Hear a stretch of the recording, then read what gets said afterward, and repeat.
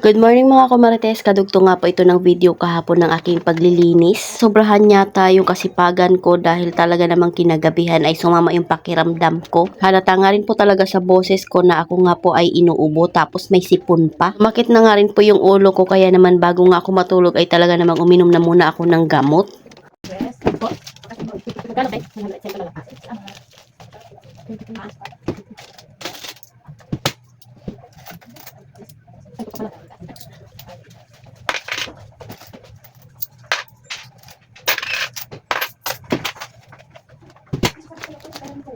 So ayan, may nagpa-GCash at meron nga pong bumili kaya naman hindi rin talaga tuloy-tuloy itong aking paglilinis. Minsan din talaga ay yung katawan na rin yung nagsasabi sa atin na kailangan nating magpahinga. Ilang araw na nga rin po kasi talaga na tuloy-tuloy din yung aking mga ginagawa dito sa bahay. Hindi rin kasi ako napapakali kumarites pag nakikita ko nga yung mga gamit nakakalat at madumi. Ganda rin talaga nitong lamesa ko kumarites na pinaglalagyan namin ng printer, laptop at saka laminating ay mag-iisang taon na. Folding table nga po ito kaya kung hindi mo kailangan na ay pwede mo nga lang din iyan ligpitin. Kahit isang taon na nga po ito kumarites abay hindi pa rin nagbabago yung ganda niya. Isang taon na nga rin po ang nakalipas simula nga nung DIY ni Jowa itong harap ng salamin. Itong salamin nga na ito ay sirang vanity mirror at itinatapon na nga ng may-ari. At dahil nang hinaya nga siya kaya naman inuwi niya na lang ayan at ginawa niya na nga ng paraan at DIY.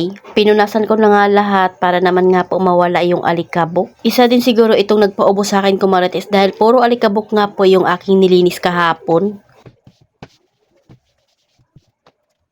Inayos ko na nga rin pati yung ilalim ng lamesa kumarites. Ito may mga naka-stack nga po dito na tubig, pati mga soft drinks at sito. Kahit sa ang pesto nga kumarites, abay may paninda nga po tayo. Sabi ko nga kay Jowa mag-DIY siya na pwedeng pagpatungan nitong amplifier sa ilalim ng lamesa. Para yung mga bond paper nga ay dito na lang din ilagay sa ilalim ng lamesa at hindi nakakalat doon sa amplifier. Ako nga rin mag-check out ng cover sa tindahan namin kumarites dahil isang taon na nga mahigit iyon at talaga namang hindi na maganda tingnan. Hindi pa naman siya sira dahil trapal transparent nga po iyon kaya makapal din talaga. Kaya lang sobrang tagal na nga nun kumarites at nagbago na nga rin yung kulay kahit anong linis ko nga hindi na maganda tingnan. Sabi ko nga magpintura kami ng tindahan para pagdating nga ng December maganda at maaliwalas nga po yung ating munting tindahan. Tapos ko nga po linisan dyan kumarites ayan at isa-isa ko na nga pong binabalik yung mga gamit at diretso punas na nga rin po yung aking ginawa. May mga alikabok kasi sa mga singit-singit kaya kailangang tanggalin. Ako sana ilagay yung printer dyan sa pinakagitna kaso nga lang hindi pala maganda tingnan at hindi safe dahil pwede nga pong mahulog dyan yung laptop.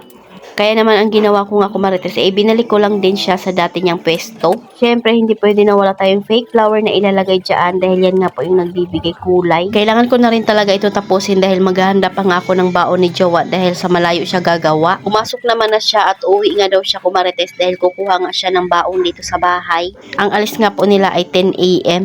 August 7 pa nga yung date dyan kumarites dahil kahapon nga po ito na video at kadugtong lang. So ito na nga yung itsura kumarites talaga namang maaliwalas na at wala nang pakalat-kalat na gamit dyan. Sobrang satisfied din talaga ako sa ginawa kong paglilinis kumarites dahil talaga namang nakakagaan ng pakiramdam. Panigurado pag umuwi na naman nga po yung dalawa mamaya magulo na naman itong bahay namin.